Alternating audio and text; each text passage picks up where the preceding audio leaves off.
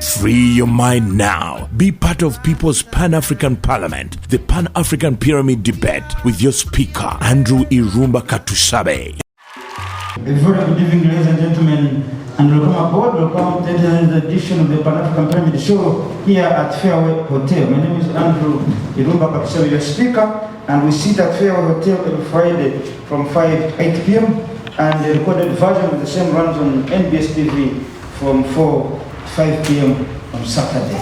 Thank you so much for those of you following us online, globally, and our live audience here at Fairway Hotel. We're discussing the M23 rebellion in the Democratic Republic of Congo. Actually, the word M23 comes from the fact that this group was made in March 23rd.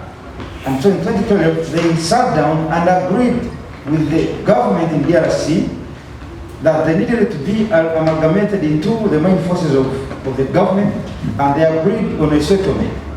However, the M23 is mainly what they call the Tutsi, people of Rwandese origin but living in DRC. Just like in Uganda we have Banyarwanda or Rwandese or Ugandans of Rwandese origin.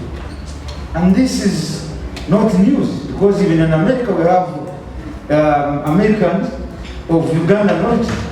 All of you know that there are people who even, like in Canada now, there are so many Ugandans, but right now they are called Canadians. And so there are some people that came from Rwanda originally, and they decided to stay in DRC. These people say we are simply fighting for our rights to live. Because here in Uganda, the moment the Constitution of 1995 adopted the Banyarwanda or Ugandans of Rwandan origin as citizens, you cannot now take away that right and say you are not Ugandans, so they are Ugandans. And therefore, any form of discrimination, they will fight it as a citizen. I am not a debater. My job is simple, is to set the topic. I will start with Professor Ndebesa. Ndebesa is a professor at Makere University and is a lecturer, senior lecturer of history at Makere University. I will begin with you, Professor Ndebesa. M23 in DRC, are they freedom fighters or they are actually rebels? Good evening, participants, especially young participants. I am encouraged that you are interested in knowing these issues in the Great Lakes region. We sometimes call it geopolitics, so that you know that the issues that happen across the country also affects us, and we should not be just onlookers. So I encourage you to continue participating in such a debate, because we are living in a globalized world. I will take some time off to discuss this topic, but there is a sense in which I may take time off and teach as a teacher, because I have found that the whole notion, the whole issue of M23 and the whole fighting in Eastern Congo is misunderstood. There has also been confusion between Banyamulenge and what is going on in North Kivu, the M23. The M23 fighters are not Banyamulenge. They have been confused to be Banyamulenge. Or sometimes they want to define themselves like that, but Banyamulenge are people of Mulenge Mountains in South Kivu, not North Kivu. Are we clear? And the Banyamulenge are more indigenous to Congo than the Tutsi who are fighting in North Kivu, in the sense that they migrated there almost 2 centuries ago, whereas the Tutsi in North Kivu are of recent migration. I hope we are we need to clear that one. Now, again, it should not be taken for granted that North Kivu is inhabited by only the Tutsi or the wonderful Congolese Tutsi. No, they are the Bahunde, they are they are Bahunde, they are other tribes in North Kivu. Actually, the North Kivu where M23 is fighting for is lower North Kivu. Because if you talk about Beni, in Kasese, or Butembo, around Kasese for Poto there across, which is the Rubera province, that is also part, Rubera district, that is also part of North Kivu. So where the war of M23 is taking place is lower North Kivu, which is comprised of the districts of Rushuru, of Masisi, of Nyiragongo, and something like Makere. You know, that is the area where they are fighting from. Now, who are these Rwandaphones now in that region? The other mistake people are normally making is to think that the Rwandaphones in North Kivu are only Tutsi. They are also Bahutu in the same area. You see? Now, the Rwandaphones, who are Congolese Rwandans, who speak Kinyarwanda, came there in 3 waves, or many waves, but the main 3. One is that there are Rwandaphones, both Hutu and Tutsi, who were indigenous, who were in that area before the Berlin Colonial Conference of 1885. There were a few who were already living there. That's why we are saying they are indigenous. Wonderful. They are few. Actually, they are the minority. Yes, I think he also doesn't understand that issue. Now, listen to this. During the colonial period, the Belgians encouraged very many Banyarwanda from Rwanda to migrate in the 1920s and 30s and 40s, to migrate to that area of North Kivu to work in mines and plantations. They came in so big numbers that by 1950s they were outnumbering these other groups like the Bahunde and the other groups. Now, these ones who migrated during the colonial period from Rwanda to work and settle there were both Hutu and Tutsi. And therefore, they formed the other indigenous group. Now, originally, they were not the majority. But now, from the readings I find, they now outnumber the other groups they formed there, such as the Nande and the Bahundi. They have now since outnumbered the people they found there. I hope that is clear to us. And so they settled there, and they were given citizenship as wonderful Congolese, but you have had the 2 times. Now the 3rd time came in 1959.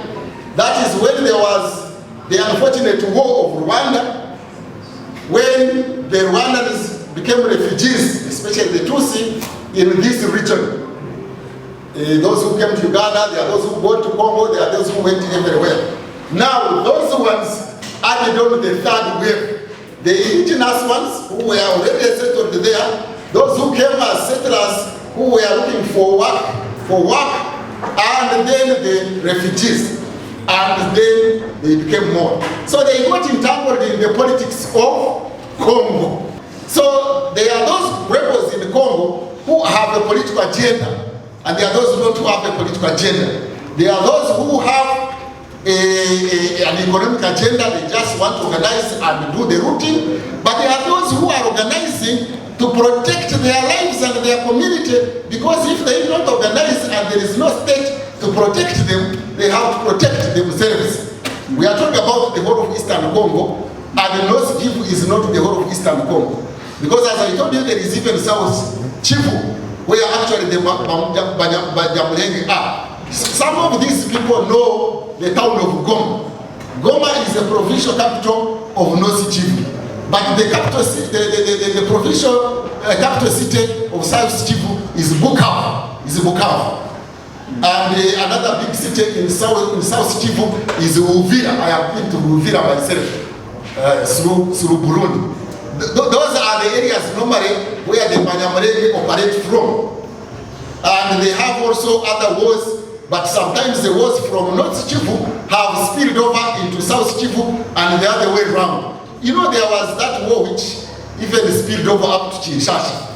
So I wanted us to have that one. What is the cause of these wars? Very many, I cannot go through them, but let me talk about one. One of them is democracy. Do you know democracy can kill? Did you know, Mr. Chairman? I am saying here that democracy can be dangerous if not handled properly. So part of the reasons, not the whole, the part of the reasons why these people in Congo are fighting is democracy. And democracy can be dangerous. Why am I What about the opposite of democracy? Is it not dangerous? The what? What about the opposite of democracy? Is it not dangerous? So which one would rule that about which? Churchill did say in a famous statement that the most, the democracy is the only government, is the worst government he had ever known. I repeat, Churchill defined democracy as the worst government he had ever known, except there is no alternative. What he meant is that even if democracy has shortfalls and limitations, there is no alternative to it. The alternative will be something worse than the worst. You get it? But anyway, I want to briefly explain how democracy has been a problem in the Congo, why it has killed. There are other reasons. Please don't say democracy is the only one. There are other reasons.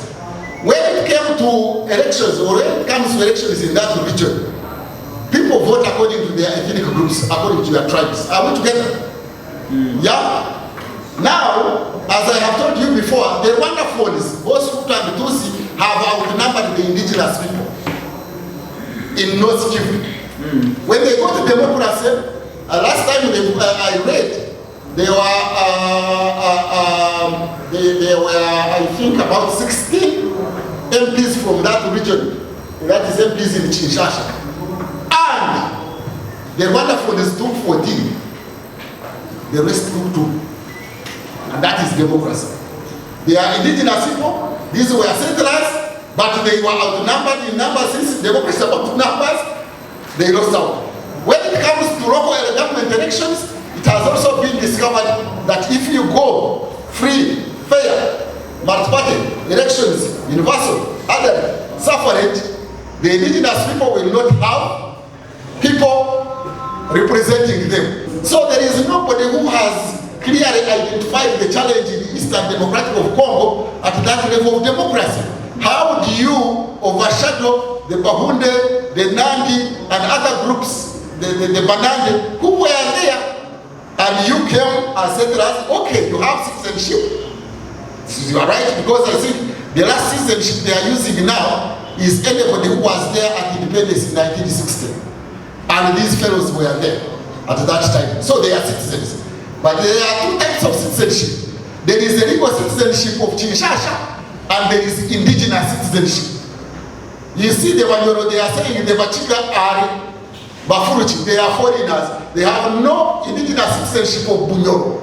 Likewise, the Banande and other groups in the Congo are saying the Rwandaphones are citizens legally of Congo as a whole. But in this area, we are indigenous. And when it comes to voting, we are going to be defeated. And therefore, we start having problems. So finally, let me talk about the challenge. I have not exhausted the causes. Don't say democracy is the only cause. I have told you time and again that I'm just talking about that aspect. But finally, let me say the solution, and I finish. The solution, there have been attempts to solve that problem, but I think it has not worked very well. It has not worked. Almost, they always come down and then they flare up. Now, what challenge do they have? I have heard Uganda, that is Kampala, and Kigali, that is Rwanda, sometimes say, Congo has got a problem. Let them solve their problem. Now, you people here, you are Pan-Africanists. Are you or are you not? You are Pan-Africanists and you think about Pan-African solidarity. Are we together? Huh? In the spirit of African, Pan-African solidarity, we should not be talking about that is a problem of Congo.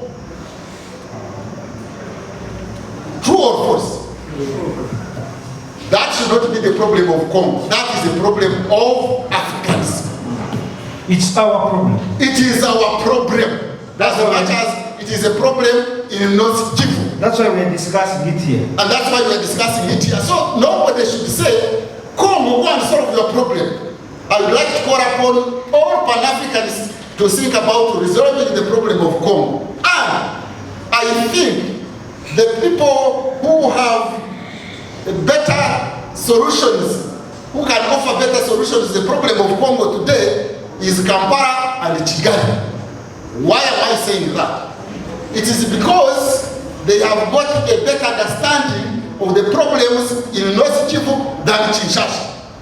The Kinshasa people do have got very low understanding of what is going on in Eastern Democratic Republic of Congo. We know better than the Kinshasa government, which is very far. So we should make a contribution toward the solve that problem. But the Uganda government or the Rwanda government or the Burundi government can make a contribution on one condition, that they avoid taking sides. That you say, okay, you brothers and sisters in the Democratic Republic of Congo, whether you are Rwandaphones, whether you are Hutu, whether you are Tutsi, whether you are Nande, whether you are whatever, we shall not take sides. We are going to mediate. Listen to us and we mediate. The challenge that has been there is that Uganda and Rwanda and Burundi, which are the neighbors of that area, they have always taken sides. They always have clients of those ethnic groups in Eastern Congo. They are those affiliated with, at one time with Rwanda, those affiliated with Uganda, those affiliated with Burundi, those affiliated with Kinshasa. Now the moment you have client-patronage relationships, you will not disentangle yourself and be a mediator of the problems of Congo. So let the Kinshasa, Kampala, Kigali, Bujumbura administrations have neutrality, play it neutral and mediate between these different groups, and we have a solution because we understand the problems of Eastern Democratic Republic of Congo than the Kinshasa administration. But now what do we do when they are fighting forces? How do you negotiate politically for a political settlement when fighting is ongoing? I think fighting needs to first be brought down to allow people to go to the negotiating table for a political settlement, isn't it? But who is going to bring the fighting down? The Congolese government has failed to defeat the M23. So who is going to do it now? I doubt whether East African Standby Force can do it, because they are divided. They are divided, therefore they can't. Let them take it from me as an analyst that they can't. Therefore, what is the solution? The solution I'm proposing is let SADC forces be deployed in Eastern Democratic. They have interests in that region. They have clients in that region. Each of these three states, for example, Uganda, Rwanda, and Burundi, have got certain ethnic groups or tribes that they support in Eastern Congo, and therefore once you have partisanship, you cannot mediate. To mediate, you must be neutral. Are we together? Therefore, the solution would be to first have the war brought down by SADC forces, and then the East African community politicians can now mediate the conflict in the Democratic Republic of Congo. And one way to solve that problem is also to look at the challenge of democracy. As I told you, democracy kills. Let's not have democracy of mere numbers. We can have numbers, but also balance it together with other forms of political representation. political representation doesn't have to be always popular representation. I don't know whether people are understanding that concept. It doesn't have to be elected representation. You can have other people represent you who are not necessarily elected, so that we have got a very good balance of these people in that region. Otherwise, as I finish, but I can always answer your questions. Yes. There is anxiety of all the ethnic groups in that region. There are different ethnic groups in that region. Honorable Mbidde, you are welcome. Before you came, I was critiquing your solution. I can conclude why he is listening. That your solution of saying that this region can be given to the fighting forces of M23, who are largely Rwandaphones and mainly the Tutsi, is totally wrong, in the sense that North Kivu province is not inhabited by only the Rwandaphones. And even the Rwandaphones are not agreed upon each other, because we have Rwandaphones who are Tutsi and Rwandaphones who are Hutu. And then we have got the Bahundi, and then we have got the other ethnic groups in that region. So there is no way you can offer a region. So you don't agree with Honorable Mukasa? Totally. Because there is no way you can give that region to one ethnic group when there are very many ethnic groups in that region. You will actually invite more wars, because the other ethnic groups now will now fight that ethnic group in that independent country. More so when those who are fighting, especially the Rwandaphones who are entitled to be Congolese by the 1960 citizenship law, they nevertheless they were migrants. They migrated. The majority, they are indigenous ones who were there by 1885 of the Berlin Colonial Conference, but they are those who migrated there through labor migration, and later after the 1959 unfortunate situation in Rwanda.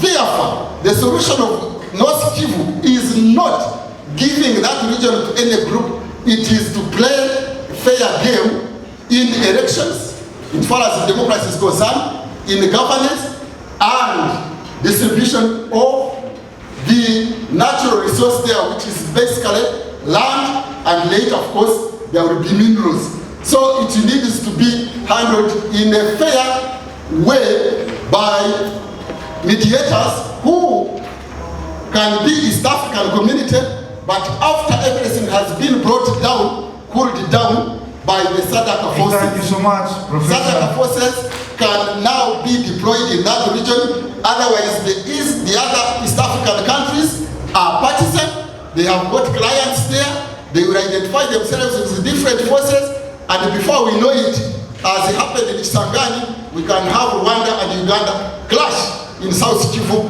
Violence in Congo did not start with the Banyamulenge, with the Rwandese. It started at the time of independence.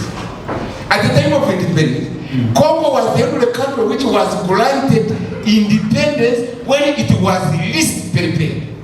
Congo? Yes. Anyway, in order to promote barbarian violence, they were so allowed conflicts. All the countries, they were what they call violent strikes. And therefore there was also a violent strike in the Congo. Then there were actually there were about 200 political parties when Congo was given independence. And prominent among them was Kasavubu, and then Shobe was a secessionist for Katanga, and then there was Kasavubu who was from the south, and it was Ono Lumumba.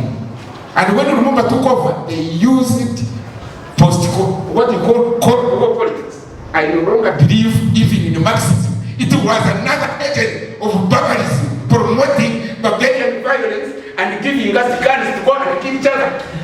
And we call them liberators, yes. So what did happen is that they did not want Lumumba to take over power. And as Lumumba was struggling, then there was violence. You know, there were mutinies of the army in all the African countries.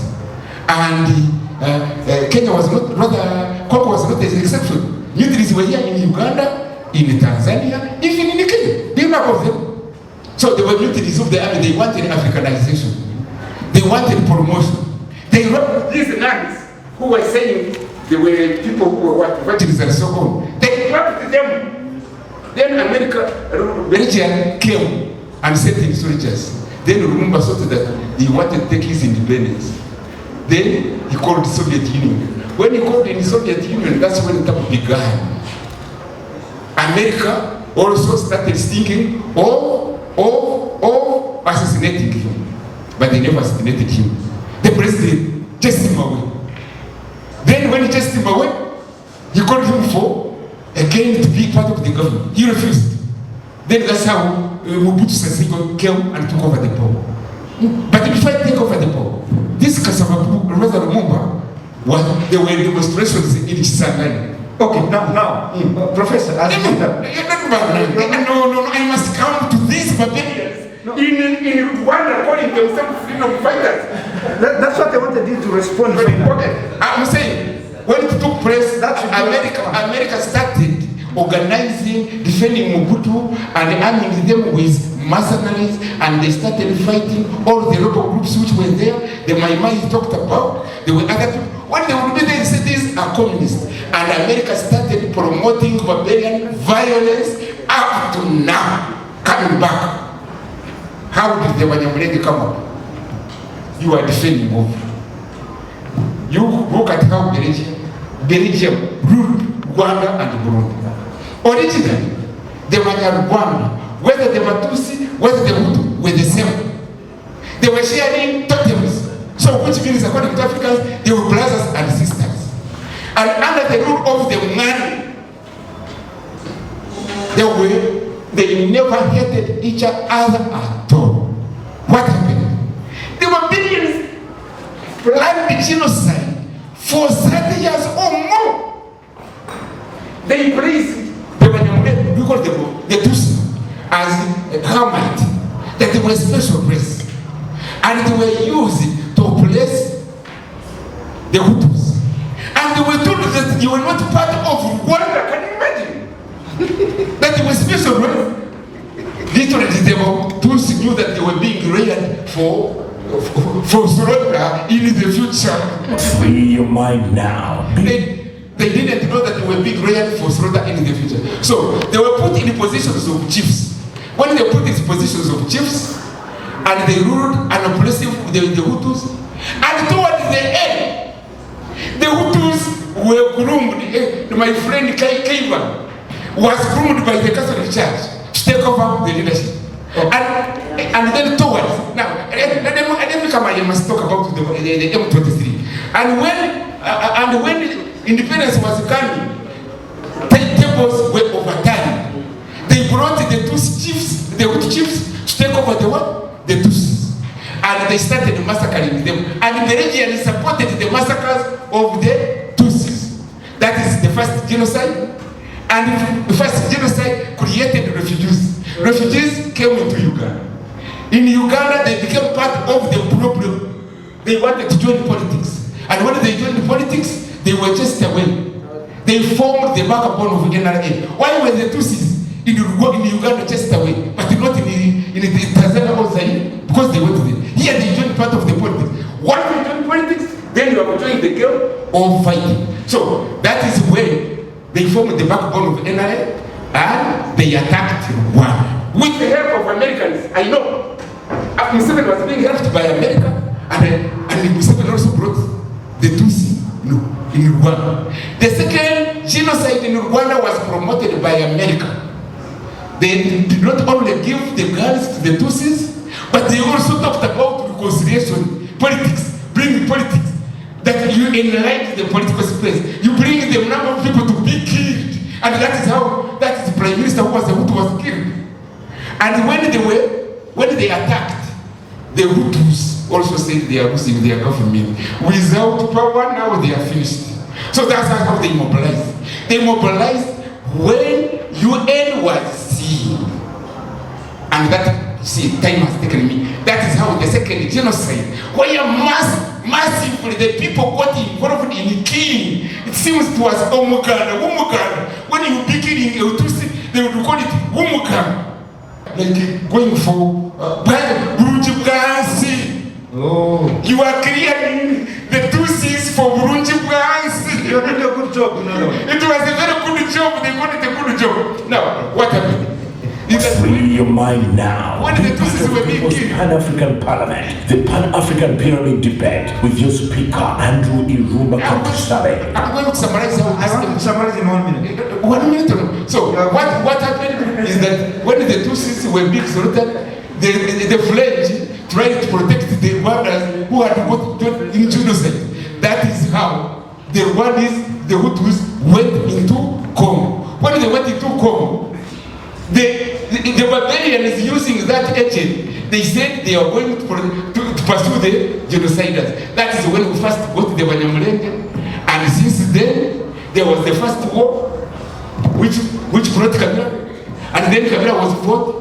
Then after Kabila was fought, then there was a second war, which almost brought all the African countries together. We fight, they call it an international war. And since then, America has taken advantage of that animosity, that it promotes those sectarian violence. And the Tutsis naively don't know. They say, they look at it that in order to survive, they must fight. And America supplies arms, and that is whether Banyamulenge, whether you talk M23 continues and is being supported and promoted by America. I don't blame any foreign interference in Congo. The foreigners have come in because there is a lucrative business. I think I had the professor. Mr. Kasai? Yes. The audience. Let me first the camera. No, yes. The audience wants you to repeat what you yes. said. That they did hear you properly. Yes. I want authoritative to reveal this, that the conflicts in Eastern Congo is funded, facilitated, armed by regional great leaders. Free your mind now. Let me just start.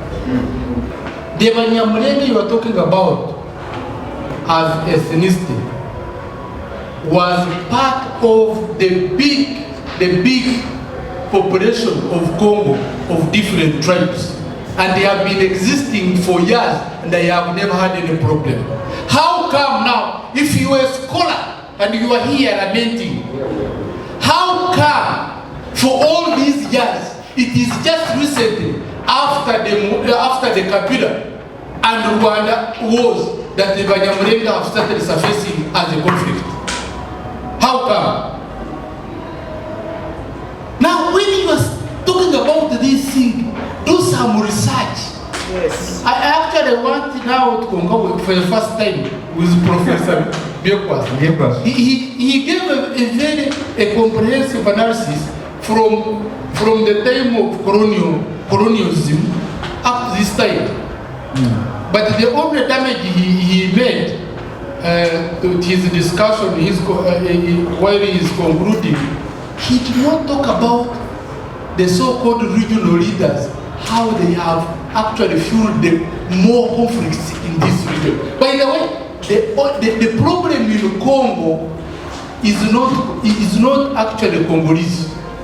It's not the Congolese problem. The Congolese problem is a regional problem of the neighbors. It's a regional problem, not the Congolese problem. Yes, the conflict in Rwanda, I mean in Congo, is as a result of neighbors. Okay. Let me conclude. Final. If you have a country that has a population of 14 million people, which has an average of 250 soldiers, that is a landlocked, with a budget I think of around over 3 trillion, 6 trillion. I've forgotten the figure. These economists will tell me, where are they getting money to fund all that budget if they don't force themselves into Congo? You know, these are serious matters. Some of you can't say it on the camera, but some of us can, because we are Pan-Africanists.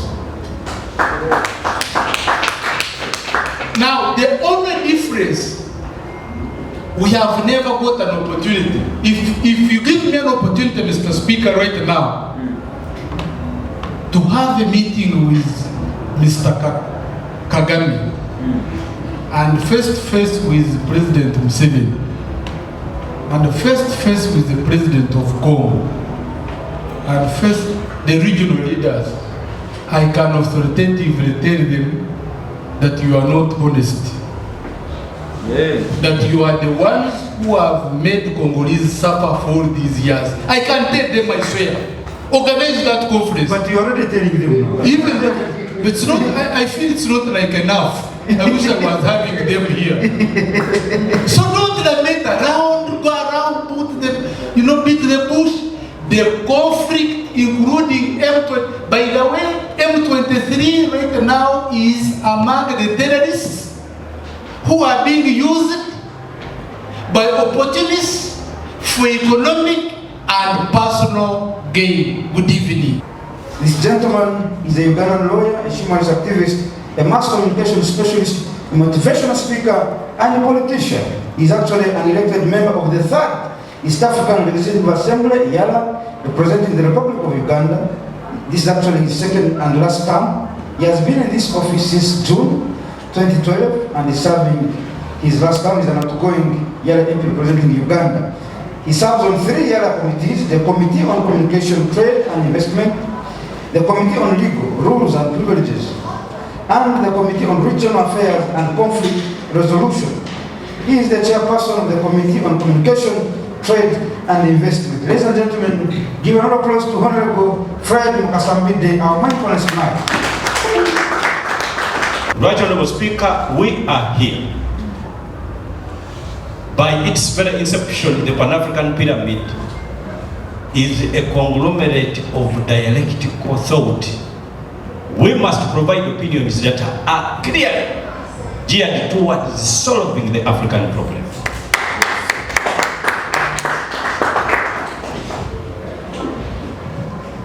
I have understood the 2 debates. I didn't understand properly the debate by Professor Ninawe. To me, it appeared nebulous. He appeared knocking almost everything. You see, there is a madman who throws stones, and everything he hits, he calls it the target. That's your opinion, sir. I disagree. That is clearly my opinion. And I respect you as a professor. But clearly for me, that Professor Ninawe, that's an opinion. That is an opinion. That's not who you are, but that's how it's for you. So don't worry. Right Honorable Speaker, particulars regarding fighting. For those who have tested the wrath of war, you know that it cannot be by manner of axiomatic faith. It is not the culture of excitement that takes anybody to pick a gun and begin fighting, because clearly the reverse is equally destructive. Therefore, there must be particular regard to the material particulars that lead a particular group of people to fight a specific war. Now, I have been castigated for thinking that, well, the Kivu area should be handed over to what most of the discussants called the Tutsi personalities. Now, there are 2 theories that you need to look at, especially now for you professors. You must be dealing with a lot of these. Somebody told me that, you see, some of them are professors of history. I don't know about Professor Ndebesa. I have always followed and liked him. Yes. When you look back and you begin moving, that is where you will go. Huh? What did you say? If you look back and you begin moving, that is where you will go. So the particular discussions that we must be in position to put across should not be calculated to cement historically what took place, but to change to the way forward. And this is what makes the objective reasons that make it a logical necessity for me, amongst all the exigencies of political weight and all the programs and all that, to still come here without the expectation of being paid for submissions and submit for the betterment of Africa, because I'm a Pan-Africanist. Some people think that being African is being Pan-Africanist. It's not the case. Yes. Others Others think that being a leader of an African country makes you a Pan-Africanist. However long you could have stayed in leadership. That is not the case. That is why when the NRM also, because I'm not here to discuss politics, but you see, when they make strategic mistakes in thinking that patriotism is actually what takes place by virtue of training in Changwani. You see, when you make, now we have such teachers and lecturers, the late Kalusoke Kajababu, teaching participants on dialectical materialism and the dialectical method, historical materialism. It is not easy for you to evolve a culture of patriotism in an area where you are practicing politics by individual merit. For 19 years, everybody now thinks that the individual is sacrosanct.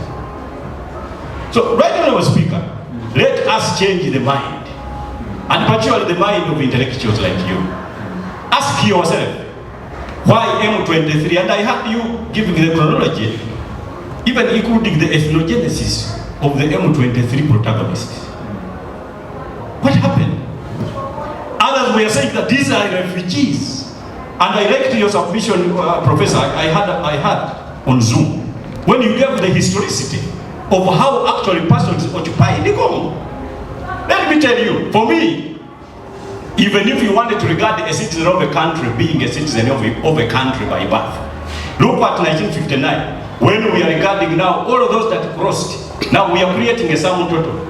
Those that crossed because of the problems in the countries where they came from, those that were introduced as the labor factor, after, of course, after the 1885 Berlin Conference and handing over Congo, DRC, of course, Congo to King people-Mbidde II. Now, the labor factor, because they needed labor for purposes of farming, labor for purposes of mining, and they collected all and sundry from all countries neighboring Congo. I think they are close to 9 countries. Now, all those ones formed what you would have called the laborers. Now, if you were introduced from 1920 to 1950 into a country, how old would you be now? The youngest would be 63 years of age. That means his father is dead. It is just simple mathematics. What does that mean? That 63-year-old person in that country is a citizen of that country by birth. And I am telling you, M23, they are not 63 years of age. These are children whose actual grandparents are Congolese citizens by birth. Get the mathematics. We are talking about Congolese citizens. They are not refugees, they are not immigrants, they are citizens. Yes. So when citizens are demanding for rights, what happens? We have had the Congo Wars. First Congo War, second Congo War. But what happened with the CNDP? Who are those people that actually formed a joint government after the death of Kabila the senior? So that they were disregarded by 2006 when Kabila won the next election. But now the CNDP that evolved, fought, and agreed to form a joint government, a joint military. By the way, some of you think Congo has got a substantive military. I am a trained military person. Because it has been a declaration here, and let me tell you that is what I am. Congo does not have a substantial army that you can regard as an army. Since 2003, yes, since 2003, the whole world has been trying to assist Congo into creation of an army. Angola, Namibia, even America, Zimbabwe. But the level of corruption in that army, for example here, the SFC is given $1 billion per year for purposes of strengthening its own resolve, capacity, mechanization, and all that. If they were corrupt, they would have no army to talk of. Now in Congo, they don't have the army. They only have close to 3 battalions, one at Mbandaka, one at Kamena, and the other one in Chishangani. Very fragile. They do not have an army. I was just discussing there that you see, the current president, at the site of the because he thought actually that the war, because clearly the M23 would have captured Goma if they wanted to, but of course, They are thinking about the sub-regional processes, international committed, and of course they are being warned left, right, and center. They would have captured it, but of course the government citing that clearly that would have been the case. A reshuffle, restructuring, reappointment of the army started. And one of the army personalities that were promoted and even deployed, the president was told that this one died in 2011. When BBC contacted the president, he said no, he referred to that one now, that the problem is with the records officer. You can imagine the commander-in-chief saying that the records officer is actually to blame. Why? To the extent that I deployed somebody who died almost more than 10 years ago to fight another war for protection of the people. In 1968, that saw the first attack at, I think that was in Masiri province, against the Tutsi, the Congolese Tutsi. And I'm not even talking about Banyarwanda's professor. In my opinion, you actually rose up, submitted, answering a question that has not been actually posed.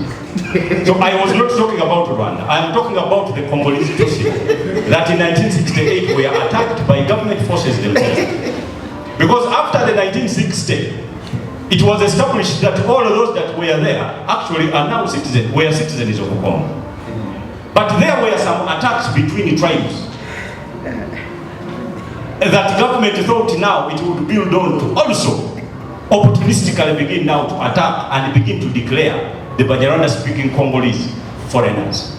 So some of them are were even now rendered refugees. So when you are talking about Congolese refugees, it actually must go a long way to inform that these are refugees that can't go to any other country that they know, except Congo. That even if you chase them, the return process must be again in Congo. This is not going to be the first time M23 is being targeted. The UN brigades, I think, were formed in 2013, and by 2013 they actually annihilated, in their opinion, M23, what now accounts for their reformation. I have been telling people that while the brigades were being attacked, there are many other regional centrifugal political forces that were still ongoing.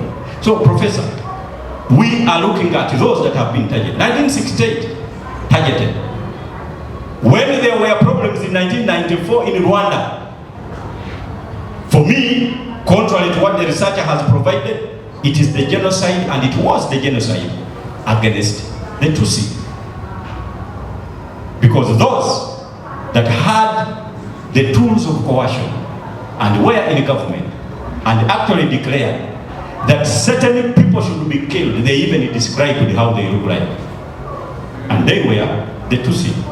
So while they were displaced and ran now to Congo, they looked at all of those with the description that they had left home as potential clients for further machetes and murders. They continued with their business. They were now housed in Congo, and of course under the auspices of the Kabila government. They were now, of course, now established into a mercenary force, and they equally formed a fertile recruitment ground for any upheavals that would be administered against the Tutsi or the Banyarwanda-speaking Congolese in the DR Congo. So what happened? When an agreement was now established in Congo that involved now the current members of M23 in a joint government, they agreed on specifics. One, national reconciliation. And Kabila agreed. Two, repatriation of refugees, Congolese refugees that are spread all over. Three, protection and security for the people. And many others that I cannot recollect in my head. It is only when Congo reneged, when the government of Kabila reneged on the provisions of the agreement that was signed in March on 23rd of 2009, that is where now the nomenclature of M23 comes from. That now they left the government, they said we have disagreed, you have not implemented this, and none of the enumerated provisions were actually observed. All of these are actually the true reason for which a government is formed. One wonders why the government would not be interested in reconciliation. Why? Why wouldn't a government be interested in protection? Why would a government not be interested in repatriation of refugees back to Congo? Then the question of FDLR was also enshrined in the agreement. Now that is where the interest of Rwanda comes in. Not antagonistic as to fight Congo, but those are now like Congo, like ADF. Ask yourself why? By agreement, Uganda can access Congolese land for purpose of flushing out ADF, and Rwanda has not accessed it for purpose of flushing out the FDLR. Instead, because Congo lacks a substantive army, it now uses the interahamwe as a mercenary tool against the people of Congo, who are Banyarwanda speaking. I agree with the professor that Banyamulenge are not actually what they call M23.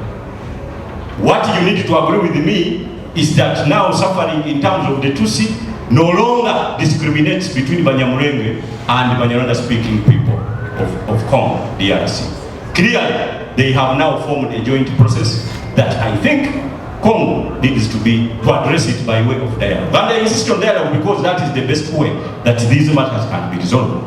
Dialogue resolve the matters that were for purposes of fighting in South Sudan. It does not mean that you are handing over a country to an ethnic group. No. You are handing over the country for purposes that, one, you have not developed it.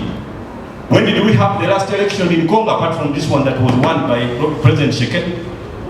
I can tell you that Eastern Congo, the ballot boxes are not yet collected for counting. For which election? For the election of Kabila, the last one. Of Joseph Kabila, yes. The ballot boxes? I have personally seen some of the ballot boxes. Why they have no roads? Nobody counted, but somebody won. Now, what about the Tshisekedi's election?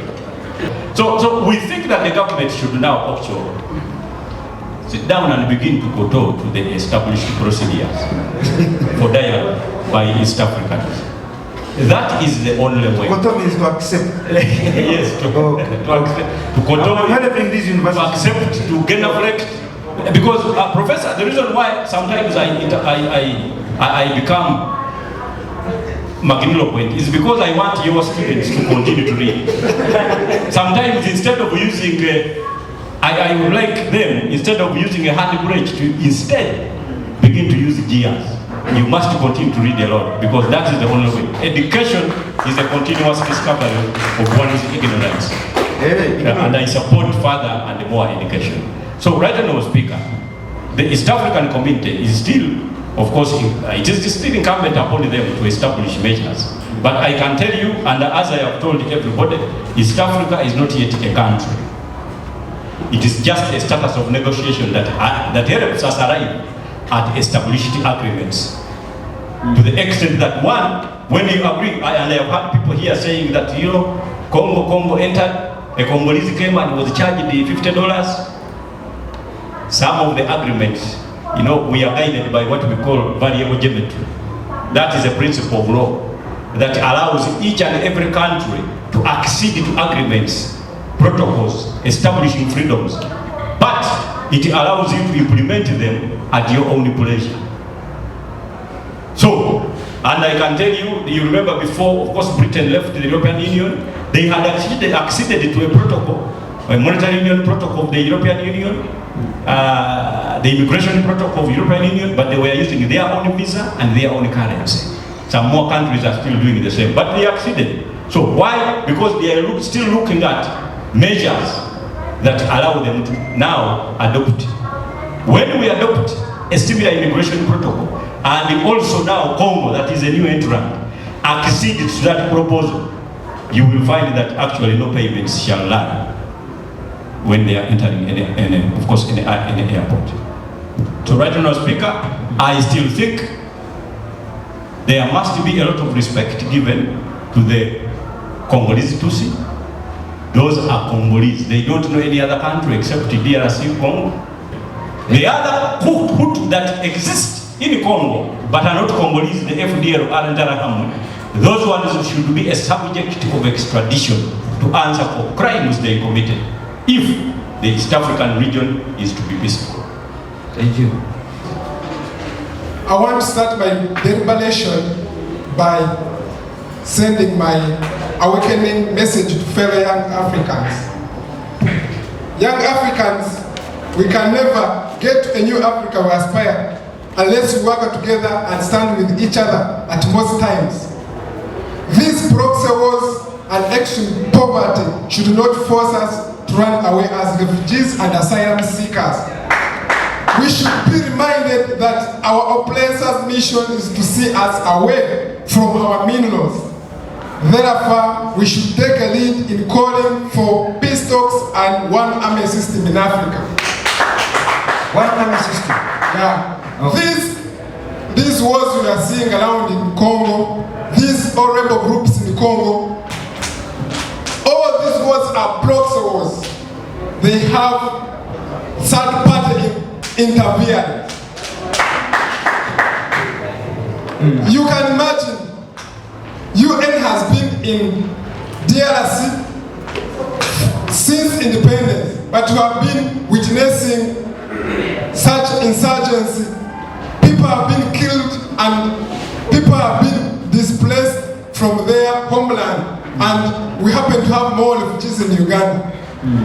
And these people deserve their right to live in their countries because they are being chased away out of their land or out of their homeland because of those opportunists who want to maneuver and take over their resources. The leaders in Africa, they have a lot of ego. They think about election, they think about how will they get money for their campaigns. You know, we are forgetting the question that a lot of people are asking, that these governments are going into Congo for minerals. I haven't heard about minerals.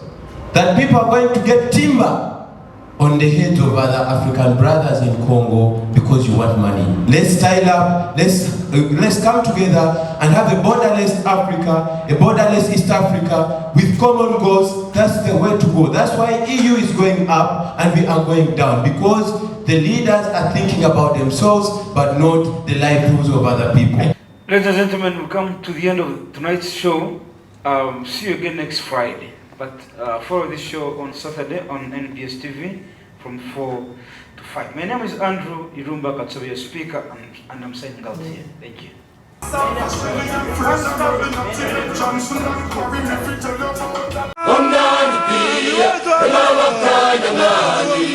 Omnani komoti, ngaba kova ngani.